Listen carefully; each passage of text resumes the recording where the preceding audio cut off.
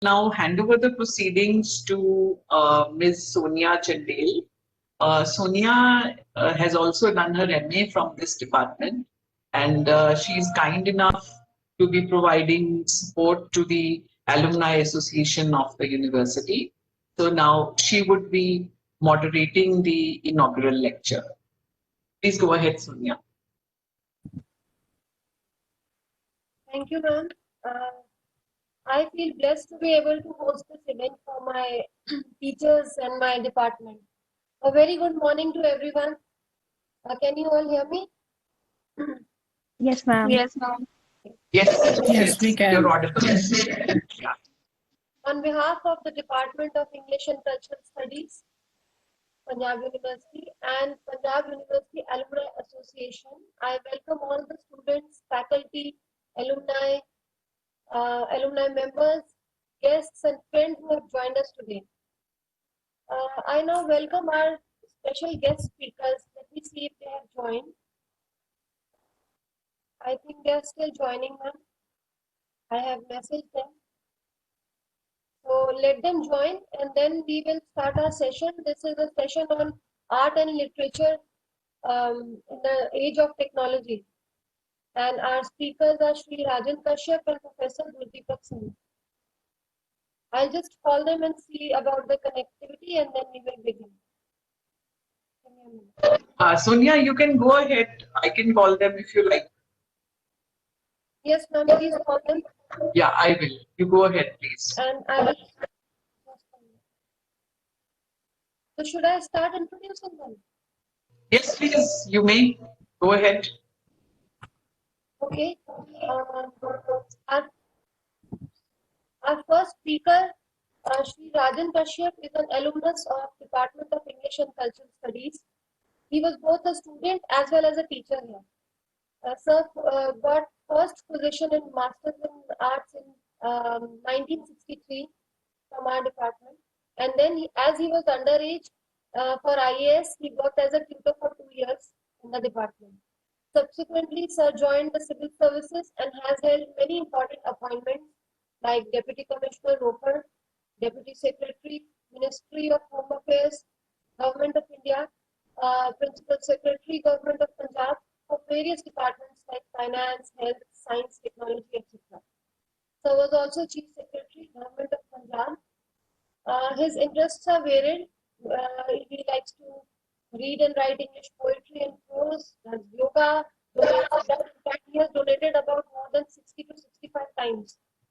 And he also plays basketball till date. Is Sir there, ma'am? Okay. I will introduce our second speaker of the day, Professor Gurdeepak Singh. Sir did his prep and pre-engineering from DAV College, Sector 10, Chandigarh. Sir has been instrumental in setting up international education ventures in India. He's on advisory panel of different national and international tertiary education institutions. Sir is also regional director of BKSD Skills Anytime. It's a subsidiary of West Nottinghamshire College, UK, and it is one of the most popular e-learning solutions. It helps organizations and individuals in enhancing their English language skills. And Sir is also Professor and Director, International Education in Gian, Jyoti Group of Institutions, Mohali. He also likes to play golf. I think our speakers are more active than most of us. He reads and travels.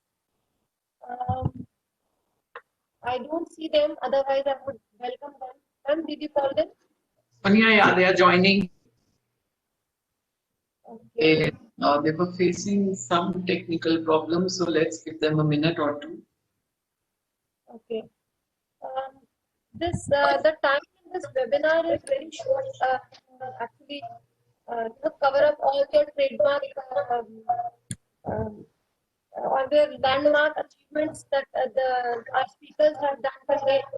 But I sort of made a brief introduction for them. And let us wait for them to join and I'll hand over to them.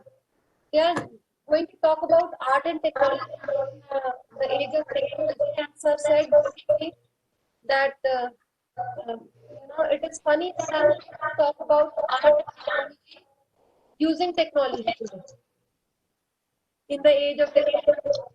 So, because without this WebEx platform, we would not be able to connect to each other. So, I think, Yes. so. Welcome, sir. Welcome, sir. I'll unmute you.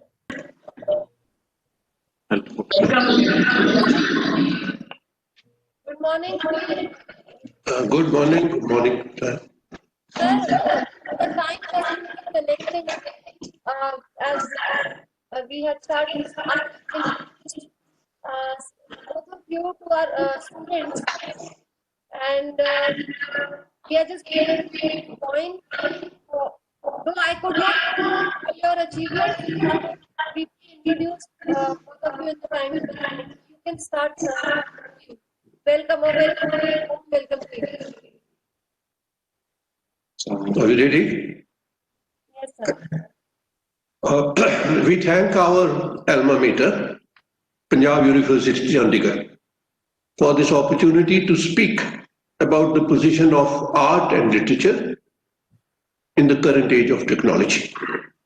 Some people consider that today's ongoing pandemic is a consequence of application of technology in the unbridled pursuit of economic progress.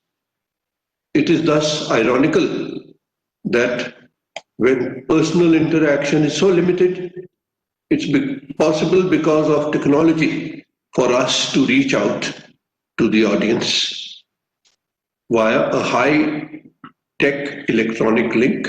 I'm particularly grateful to Professor Deepti Gupta, head of the English department, for this opportunity to link up with my students or the students of the department where I spent 4 years. Art and science find inspiration in the human spirit. Across the world, in East and West, both have impacted each other over centuries. We have witnessed unprecedented economic growth. Several billions have been lifted out of poverty. I'll draw attention to two seminal works. One, a work of fiction, Aldous Huxley's Brave New World, or what the world is likely to be. And then the second is Homo Deus. It is a book by an Israeli philosopher, came out just 4 or 5 years ago. And in this book, the philosopher asserts that the breakneck speed of technology and its application to every aspect of human activity have helped the human race to overcome war, poverty, hunger, disease. Harari, Yuval Noah Harari, asserts that we have already conquered the world. Man is using biotechnology now to seriously re-engineer the human mind, if that is going to be possible, through a biochemical pursuit of virtual immortality. Homo sapiens are aspiring to become supermen or demigods. According to Harari, it may soon be possible for the coming generation of genetically engineered human beings to live disease-free almost eternally, at least for 150 years. Now let's see what Huxley said almost a century ago in the year 1931 that Brave New World came out. Here was a world of the future, where all the accelerators of progress flourish: wealth, freedom from disease, absence of domesticity and consequential problems, freedom of sex and love, satisfaction all material needs. With the long-term intake of a potent drug called soma, something like som ras, which they have in our ancient scriptures, the denizens of Huxley's world of scientific materialism and hedonism remain perpetually young. Sex is free, but for hedonistic fulfillment and not for procreation. Every child is conceived in a test tube and is genetically engineered to be free of any ailment throughout its life.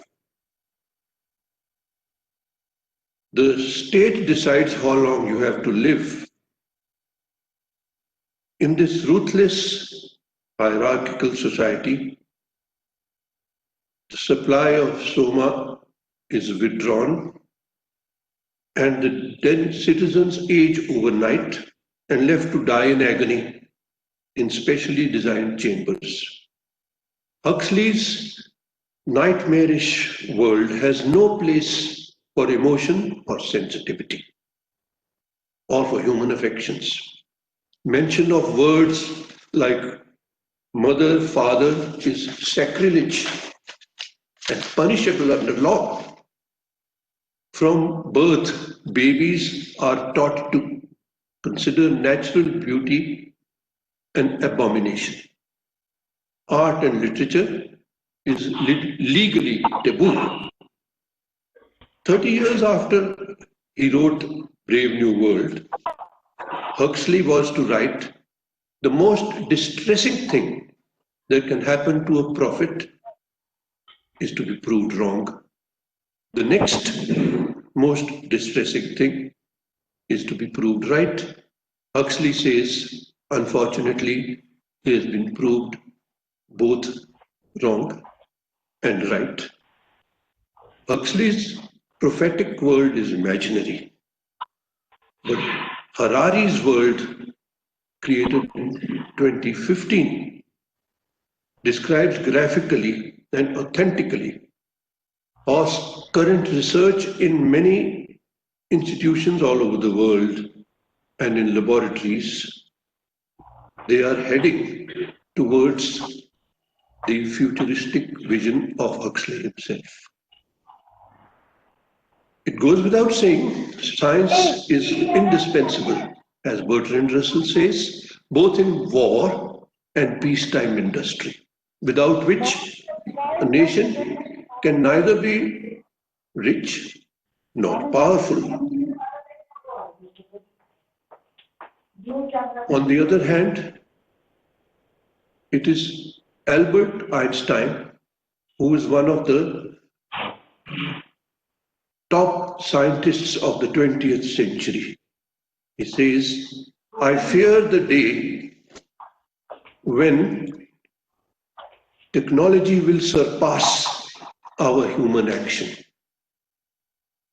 Einstein says the world will have a generation of idiots if this happens.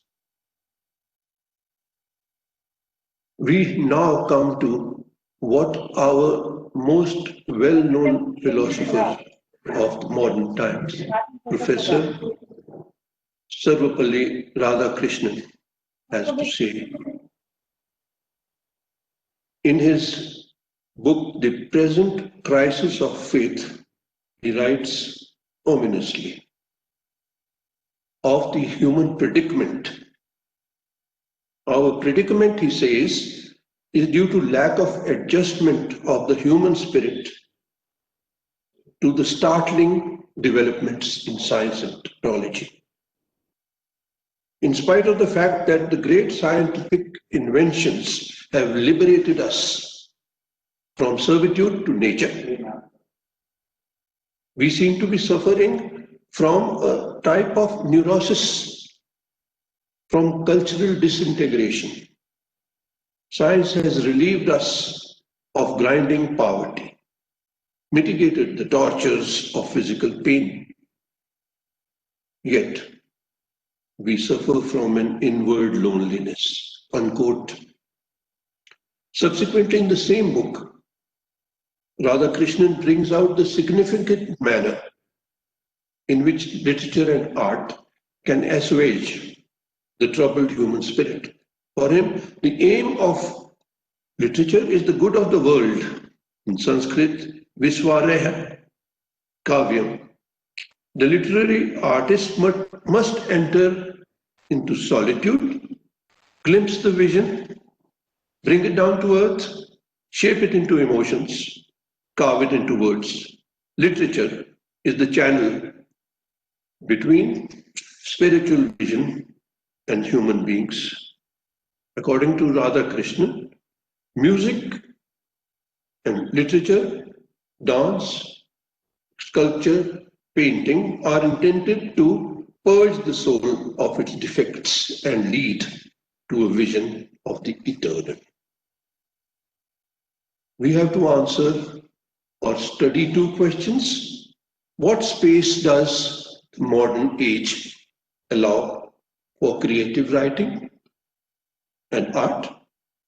Second, what impact will the changing environment driven by technology have on creativity and vice versa?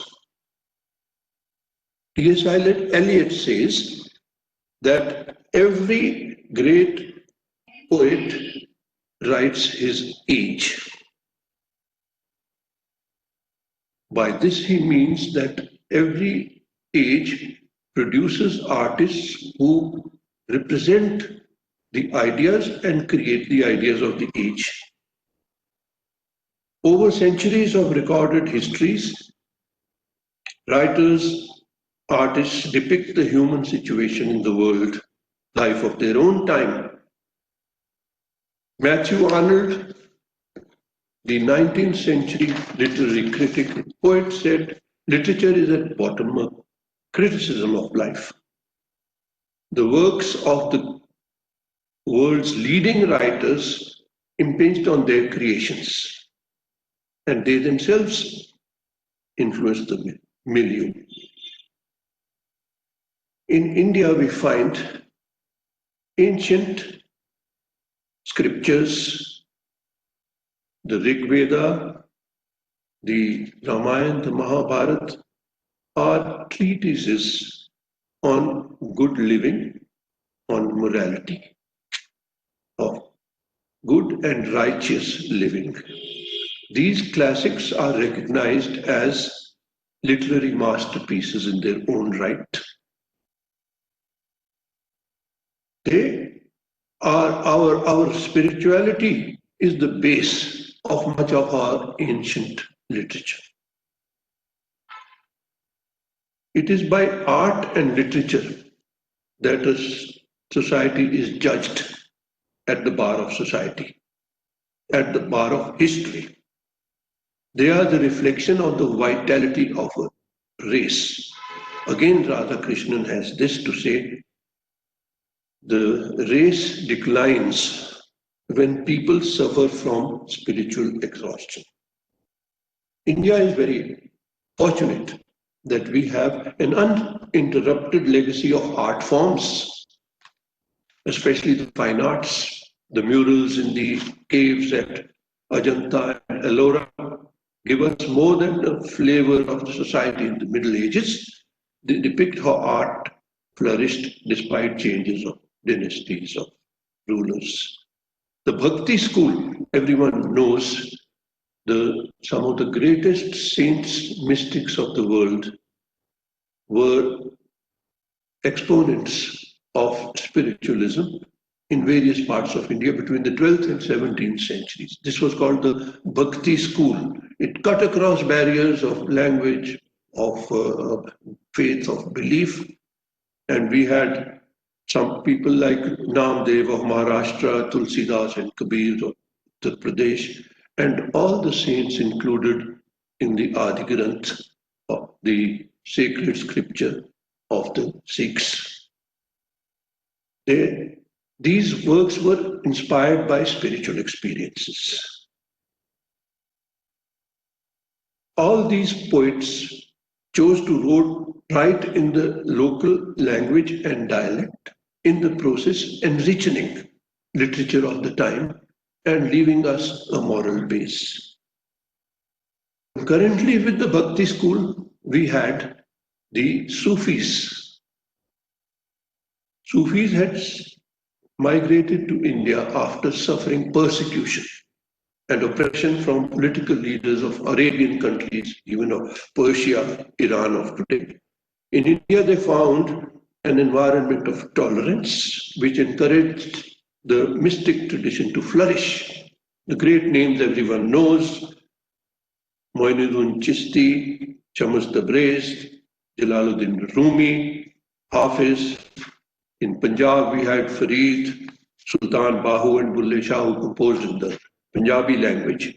The Sufi mystics are regarded as poets who write of their link with the Almighty under divine inspiration. They are acknowledged as saints in their own right and also as brilliant poets. In the 19th century, we find that social causes preoccupied the attention of our writers like Premchand. Later in the 20th century, our writers were in revolutionary mode. Even Rabindranath Tagore was as much as a revolutionary as he was a poet of love. Just a quick glimpse into the literary trends in our own country. Let's talk about the West now. In the Western tradition, I'd like to spend some time over this, the controversy about the role of poetry, of literature in an ideal state. Plato, the Greek philosopher, 5th century before Christ, he considered that poets are a pernicious influence on society. His argument, poetry is unrealistic, it is escapist, it distracts the ruler, which the poet is describing the republic, from the true aim of an ideal republican state, which is attainment of prosperity. Plato chose that poets should be banned from the republic for their negative influence. Now, Plato's own disciple, Aristotle, who was his immediate successor in philosophy also, he debunked Plato's dismissal of poetry as a regressive factor. In Poetics, Aristotle on the art of poetry, he says that poetry, which includes creative writing and art, is a far more superior thing than history. And he has a very interesting argument for this. For the philosopher, the human spirit is paramount. Aristotle accepts that since the poet writes about what springs from his mind, therefore the output of poetry, the output of the poet is once removed from reality. But, says Aristotle, history talks about what might have happened and is therefore twice removed from reality. So, history is an imitation of the reality, an imitation of an imitation, whereas poetry is one remove closer.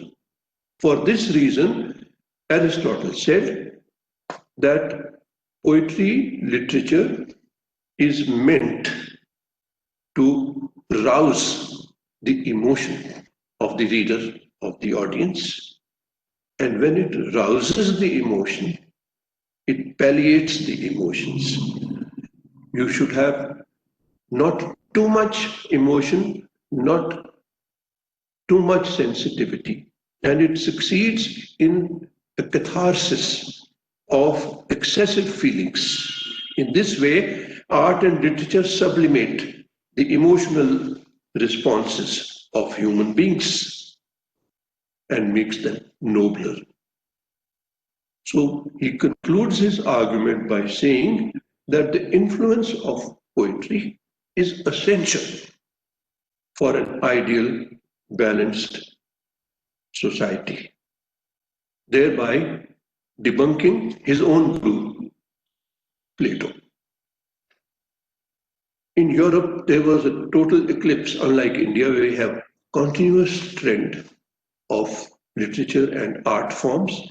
There was an eclipse of all art forms from the 3rd century, when the Greek age and the Roman age ended, to the 14th, 15th century. This was called the Dark Ages. Between this period of excellence and the revival, which was called the Renaissance of the 15th, 16th century, is an unexplained hiatus in artistic input. The Renaissance heralded a revival of the ancient traditions of Greece and Rome in writing, art, sculpture. Now we come to the Renaissance period. The Renaissance period is a revival of art, literature. It was also the age of discovery, of expansion. Here we have the age of Shakespeare, 16th, 17th century, output of remarkable poetry and drama, alongside in the Italian Renaissance, we have some of the greatest painters of the world. Now, alongside the surge in art forms, I am just touching them briefly, was the expansion of the influence of the main powers of that time, England, France, Spain, Portugal. They were engaged in warfare, economic progress, and they were also engaged in fierce military rivalry. Now, during this age, even as poetry was flourishing, you see how great the spirit of nationalism is. Here is what one of the writers of the time writes. It is John Donne, contemporary of Shakespeare. "Oh, my America, my newfound land, how blessed am I in thus discovering thee." It was when Columbus and Vasco da Gama had discovered the East and the West Indies come to India. That was the time when the age of discovery and of expansion coincided with the flourishing of poetry and drama. John Milton, who came in the 18th century, rather the middle of the 17th century, he was a poet of the Renaissance, and he was also a poet of the Reformation of the Christian Church. So that is why the trends of politics, of religion, of spiritism was always reflected in the poetry of the time. Milton was an apostle of liberty and freedom of expression, which was stifled during a period of Puritan rule. He strongly castigated the state's and censorship, which we are trying to do today also, and stood out to rebel, like his own Satan in his magnum opus, Paradise Lost. Now you come to the 17th century, see how the trend changes from the spiritual and the literary components of Elizabethan poetry. Now we come to the neoclassical age. Here the poets, writers, the foremost exponents were Dryden and Pope, Alexander Pope and John Dryden. For them there is nothing new under the sun. Everything that was valuable is already been said by the Greeks and by the Romans in the ancient times. So for them, it was just a study of man. That's what Alexander Pope said in his famous line, the proper study of mankind is man. Neoclassicism means it is just classicism which is revived, nothing new. And it was the time when there was political discourse and poetry became close to prose. This was also the time when monarchy had declined, parliamentary democracy was taking root. The writers waded into political controversy. That's where Pope said, yes, he was the foremost satirist in the world. I am proud to see men not afraid of God, afraid of me. At the same time, you see a very interesting line he wrote. It was a time when Newton's discoveries had just shaken the world. He said, nature, this is Alexander Pope, nature and nature's laws lay hid in night. Lord God said, let Newton be, and all was light. So he was admiring of the visible process of scientific thought and discovery. The 19th century in English literature is considered the glorious age of Romantic poetry. The most noted among the Romantic poets were Wordsworth, Coleridge, Byron, Shelley, Keats, which I'm sure the English department is concentrating on. Their immense creativity impacted literature the world over. With the Romantics, the concept of nature rose much above what was defined in the 19th century by Pope and by Dryden. For them, it was inspiration under intuition that the poets wrote. And for a person like Wordsworth, to me, the meanest flower that blows can give thoughts that do often lie too deep for tears. He was also a revolutionary. This was the time of the French Revolution, and here is how Wordsworth greeted it. The great revolution in France. Bliss it was in that dawn to be alive, but to be young was very heaven.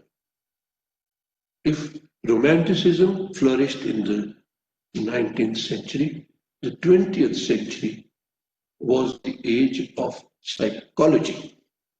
And the writers began to realize that it's not the physical activities, the movements, or storylines which is important. What is important is the inside of the human mind. And when the great psychologists of the 20th century, Adler, Freud, and Jung, this trinity of psychologists, when they began to explore the human mind, the novelists were not far behind. And we find that the works of James Joyce, of Virginia Woolf, Henry James, they explore the minds of the protagonists. The world over, the trend continues today, and in poetry, we find, as well as in the novel, the analysis of the working of the human mind in literature, whether in our country or abroad. That was a very short review of how art and literature and science and technology have impacted each other. Our expert, I'll request Professor Gurdeepak to give us an insight into the characteristics of the age of technology. There's no one better than him who can tell us about it. Thank you very much, sir, and good morning to all of you. It's a privilege to sit along with my mentor, Mr. Kashyap, and also for giving me this opportunity by my alma mater. So I welcome you all. Regarding impact of technology, I'll be covering this and looking at four aspects: digitization of arts. Second is how technology has made possible that art and literature should reach all people across the world and even on their smartphones. Third is many people feel that human touch has been lost of the contemporary artists. So we'll have a look at that. And number four, what is the new challenge that we are facing as a result of the virtual world in which we are? When we talk about digitization, we have entered the virtual world. Having said that, but art has given the wings to this virtual world. Without art, this virtual world cannot exist. So that is from where I'll start this first part. When we think of art, what comes to our mind is maybe a painting. But when we think of technology, we always think of a smartphone. So there is a convergence which has happened not only with technology and art, but across the globe, everything has converged onto a platform where technology plays a big role. So technology has provided new tools for expression. So when we talk of art, today, the actual implementation has been taken care by the technology. So the artist, maybe musicians, maybe filmmakers, maybe any artist would not like to spend more time or resources on the actual implementation of the creativity that he or she has come out with. But at the same time, technology has provided so many alternatives that the artists are a little bit confused as to which way to go. But at the end of the road, the artist's own creativity to create those masterpieces has to come up with age. Now, when we talk about technology playing a big role in art and literature, one of the things is that in the earlier times, till very recent times, we can say that it was in the elite groups. The elite were able to create the art, and the common people were mere participants. But today, in this connected world, what has happened? Everyone can create and everyone can participate. Now, the question is, what we see in the virtual world is that a true art, as it has become very easier to create art. As a result of that, what we see is that a lot of not very good art has been created. It has put a lot of pressure on our ability to evaluate and see what is true and what is not. And that is the case in case of art also.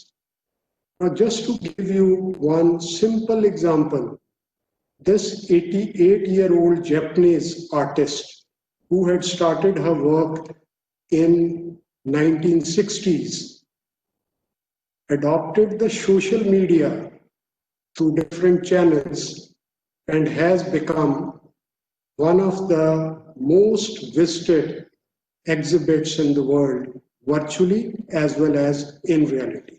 So I'll show you a video if I can, if technology will help me out here.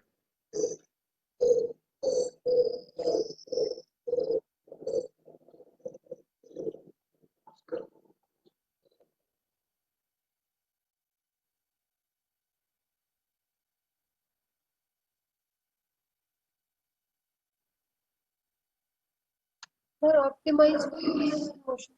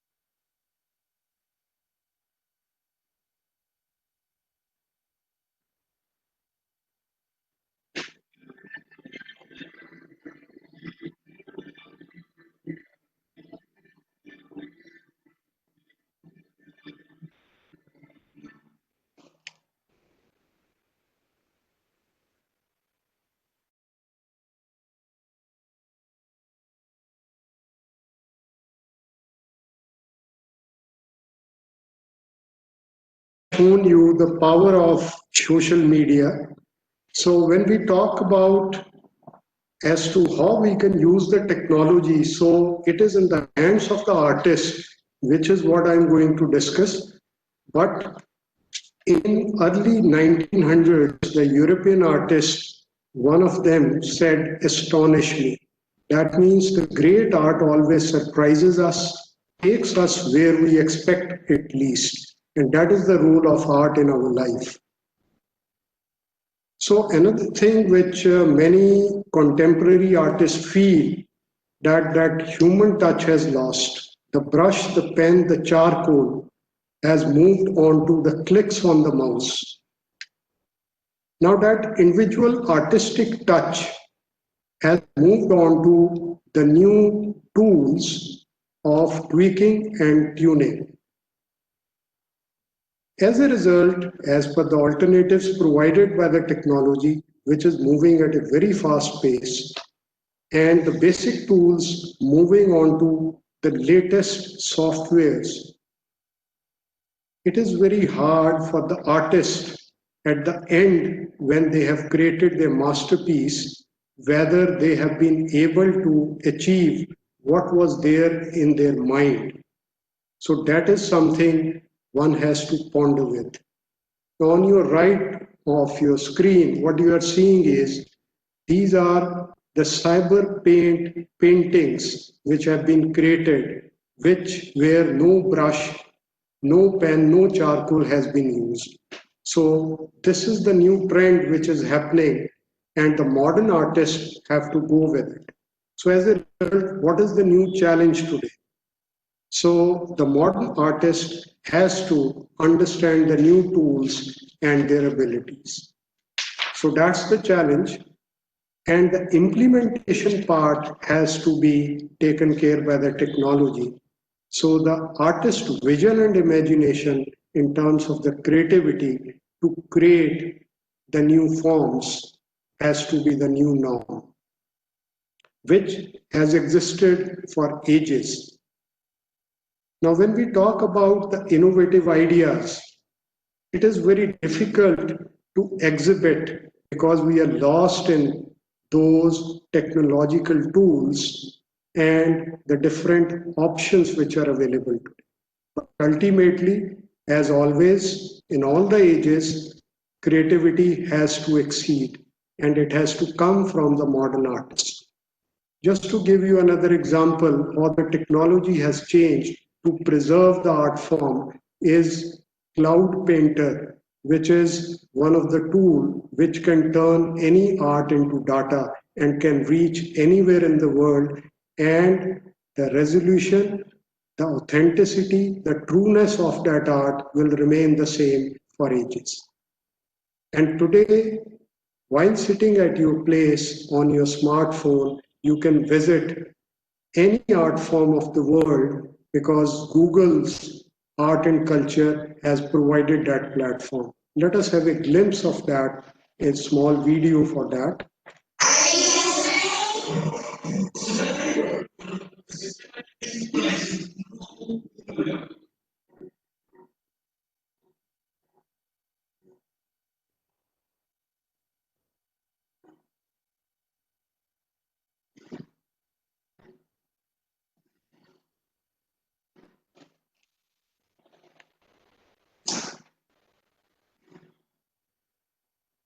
I think there was some technical hitch with that video. I'm very sorry for that. So let me conclude the four things that I discussed under impact of technology. Now, what we can take from there, as per the time we spent in discussing the four aspects, the contemporary artist need not extract the meaning from the technological platform, but to use that as a base for a new creativity to come up with the new bold directions. Art is all about the experience the artist delivers to the public, whether it is provocative, whether it changes how the viewer thinks, feels, and views the world, irrespective of the technological platforms which come and go over a period of time. So, in a nutshell, technology and art will be engineering our future. So now I'll request Mr. Kashyap to continue the last part. Thank you, Professor Gurdeepak.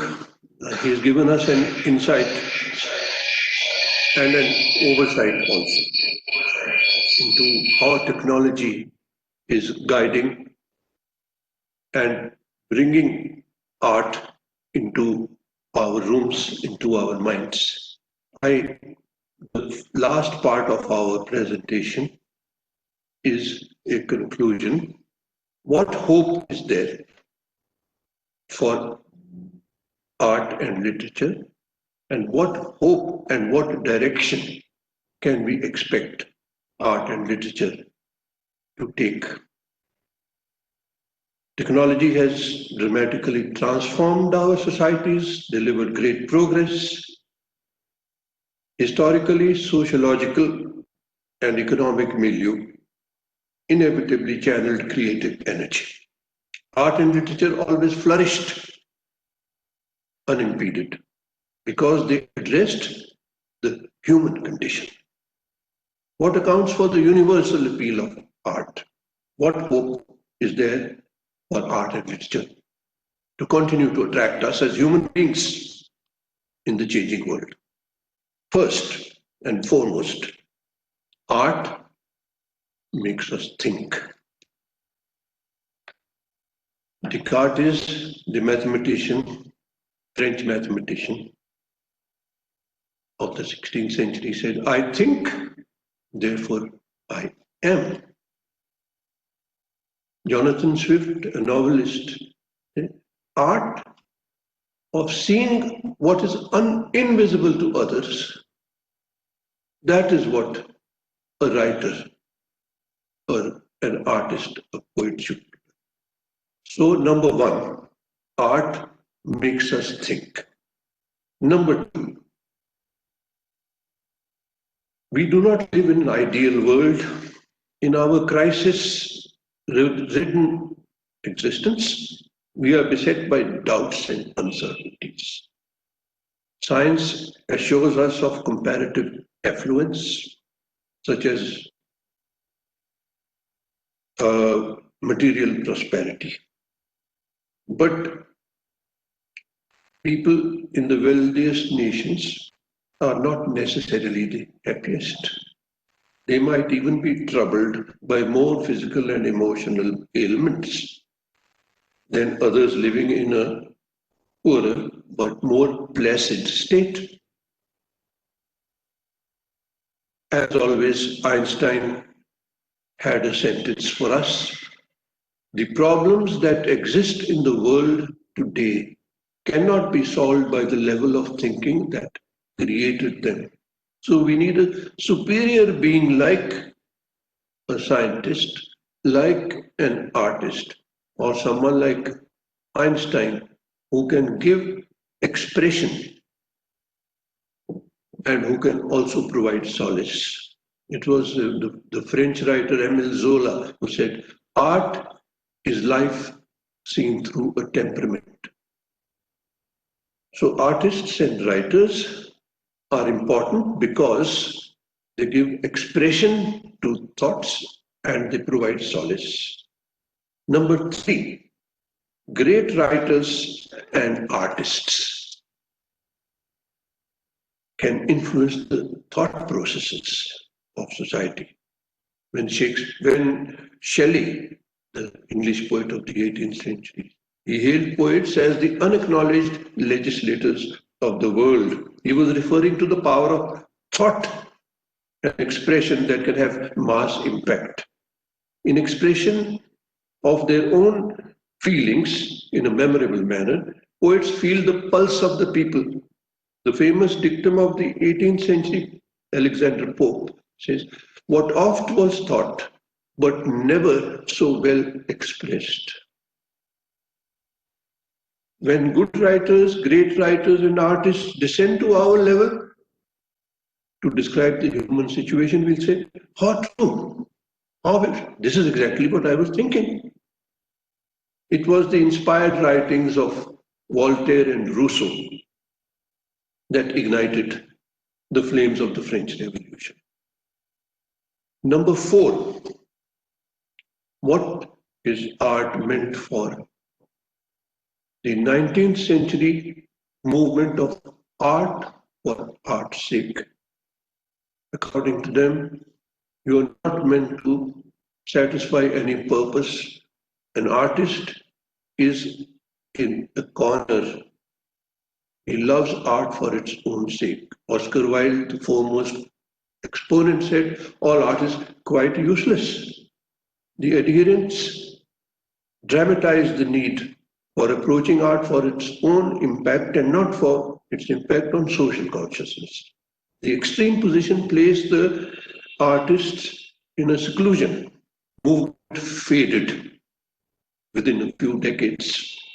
Literature is relevant to the extent that it touches on life and grows out of life. It helps the reader to view life and to live it in abundance. Art and writing give us an immense pleasure and joy, undoubtedly, but they are not intended to transport us to an imaginary make-believe world. Literature is not an escapist route. It moderates our emotions. And here we come to what Aristotle had said 2,500 years ago.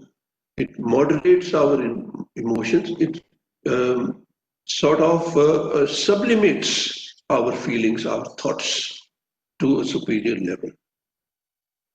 5th, one of the greatest problems, concerns of today is the degradation of Earth's physical environment.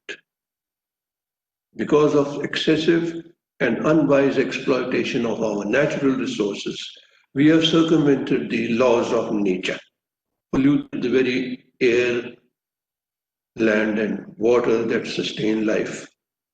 Scientists admit that the Earth's noxious atmosphere, degraded lithosphere, and effete hydrosphere are threatening our existence. See what Guru Nanak had to say about it 500 years ago. The translation I will read out. It's a very well-known verse from the Adi Granth. Wind is the teacher, water the father, The earth, the great mother of all, day and night are the two nurses. The world plays under them. A recurrent theme now is going to be the restoration of nature's balance. Man's conflict with nature is going to be a theme.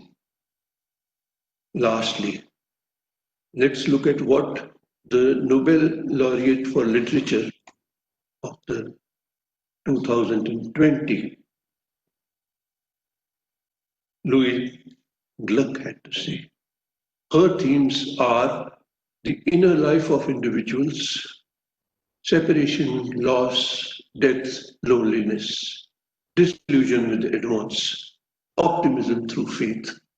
All these may be negative, but they are also palliative feelings. So themes would be man's loneliness, despair, and hope. I'd like to conclude by reading out a very short poem that I have written. It is in the context of the man-made catastrophe of the current pandemic, which many people say is because of what science has wrought upon us. My very own prison. Venture not out, state's order thirsts. Beware the phantom's entrance unseen. None can repel, come drug or purse. This shadow stings all victims clean. In law, I comply, cooped right in. Faceless monster, revered in awe. No echo breaks this silent din. I read, the wayward mind improves. I hear a tune so sweet indeed. Watch, I dare not. Sad numbers move, what tales of woe, of human need. Safe in my den from massive threat, as millions struck by this scene, strange strife, shed daily tears, dry eyes or wet, for parting son or doting wife. Will of the Lord holds one and all. If he so wish, we shall revive. I wonder, in this prison hall, what's due? Pass on or stay alive?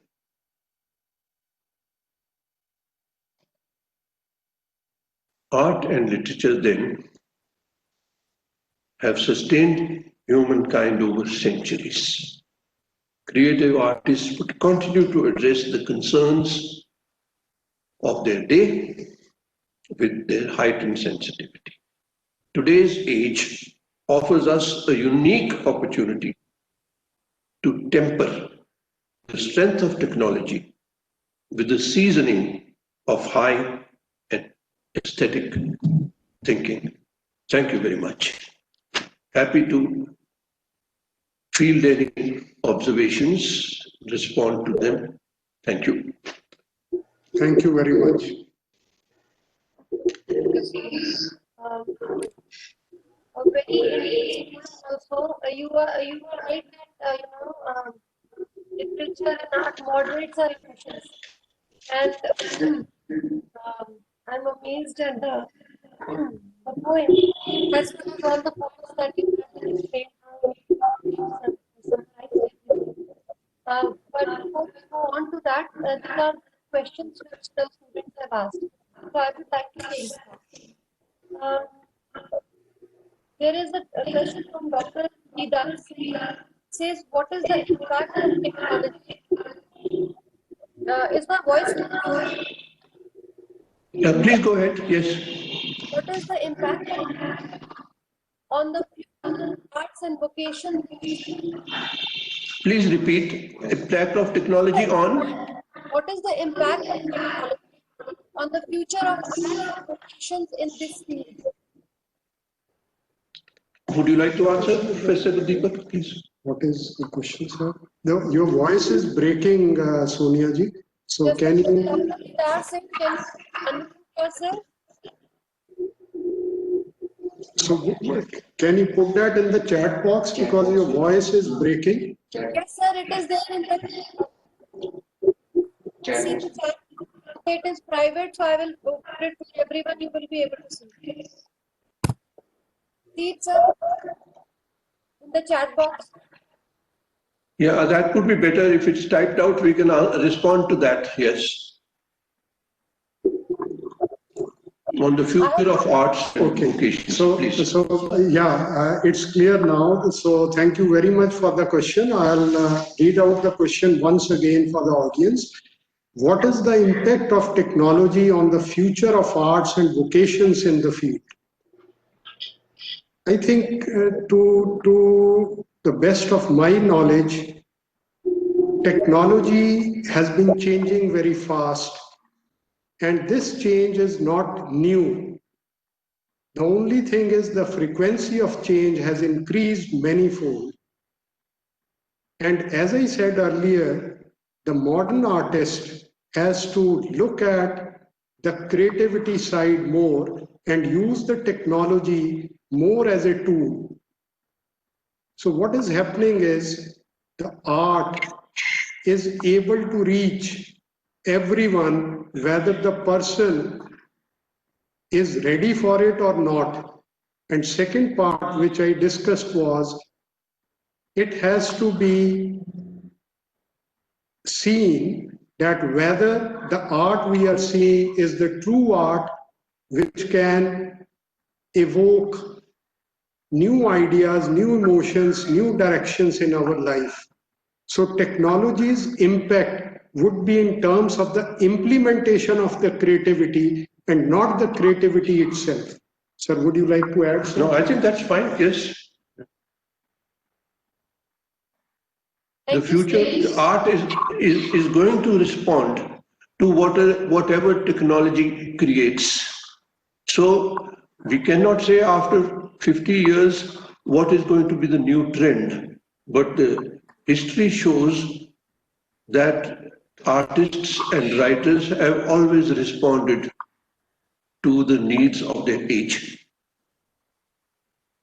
May I say something, sir? Yes. May I say something, sir? Please go ahead, please. Yes, thank you. I'm Dr. G.S. Can speaking.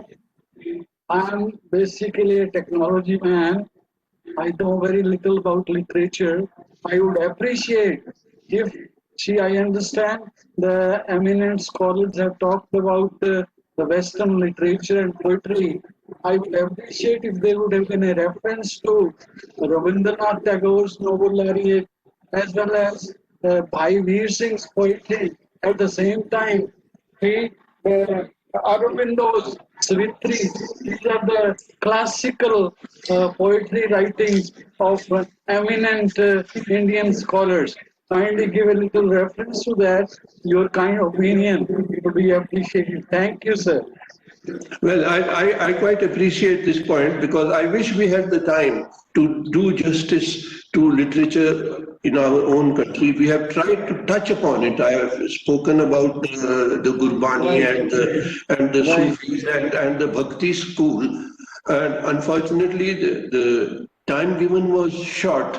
So in order to condense everything in the limited canvas that we have, but your point is well taken. It would require a much greater amount of research to bring into the framework the literature which we are so rich in our own country. As I've said, I have drawn more upon our philosophers and how they have said In fact, when we were talking about Radha Krishnan, according to him, the greatest play in the world is the play written by Kalidas, which was in the 5th century AD.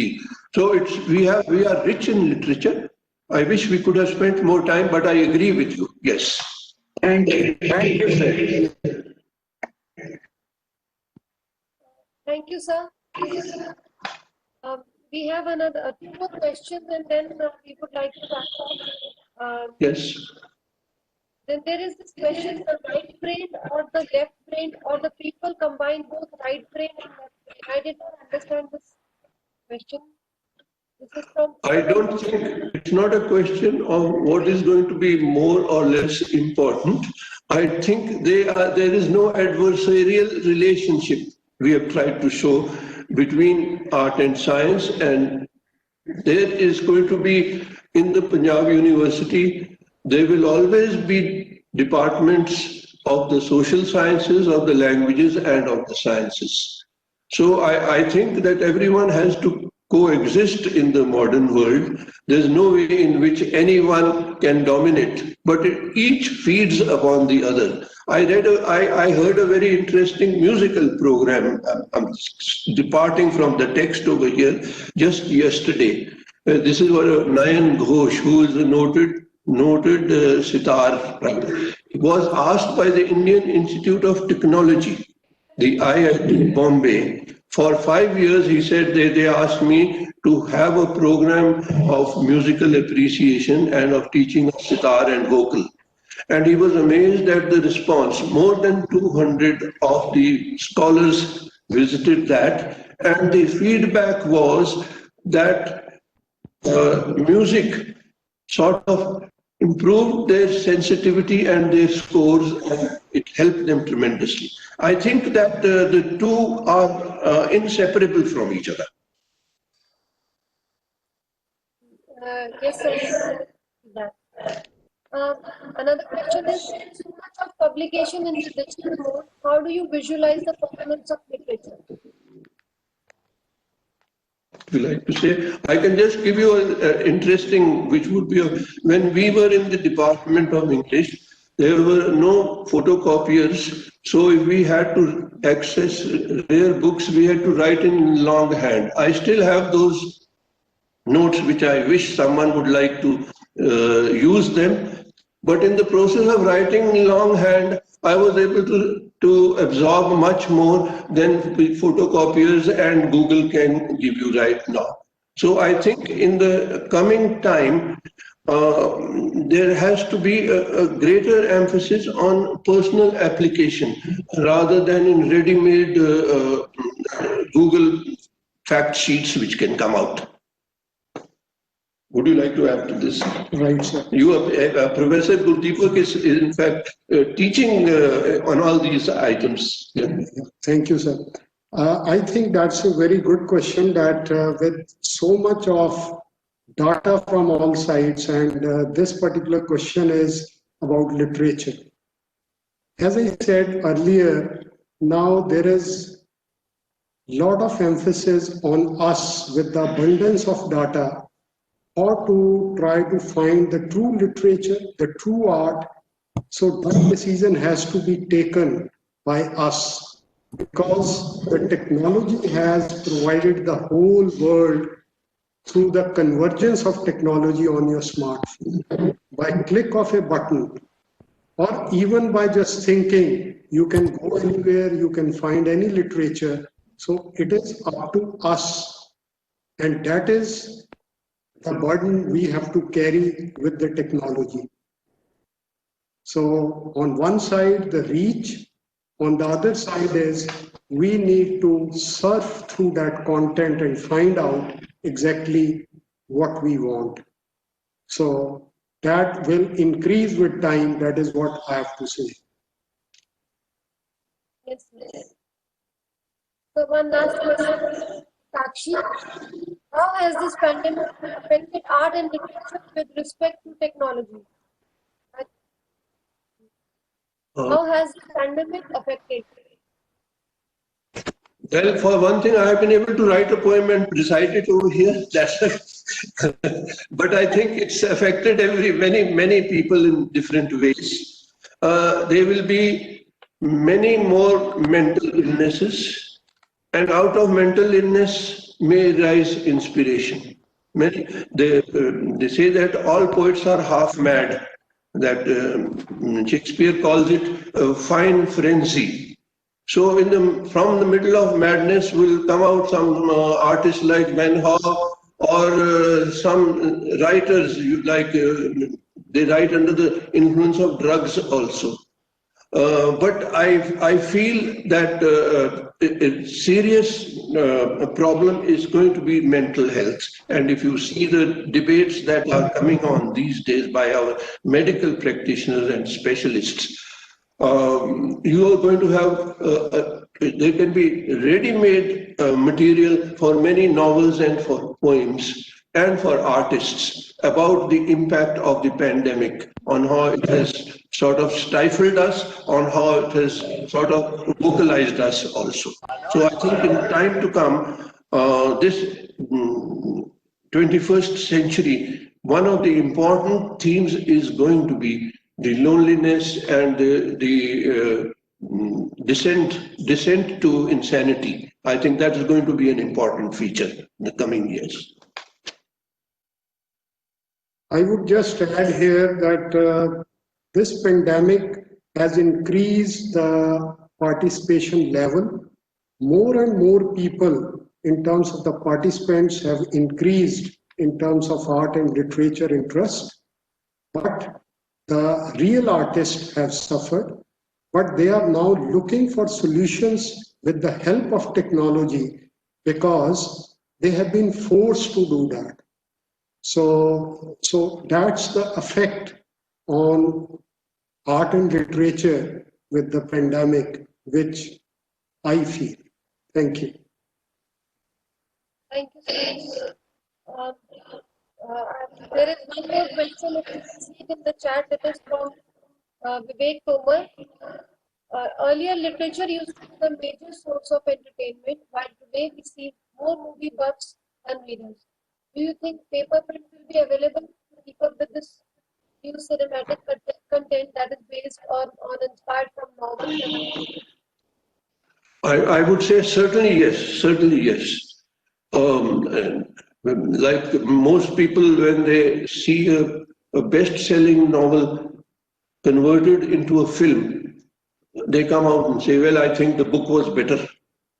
So again, in putting it in Aristotle's words, it is 3 times removed from reality because it's an imitation of an imitation of an imitation. So the writing part and the painting is going to be fundamental. Film is, you can say, like science and its applied technology. Film is applied art and literature.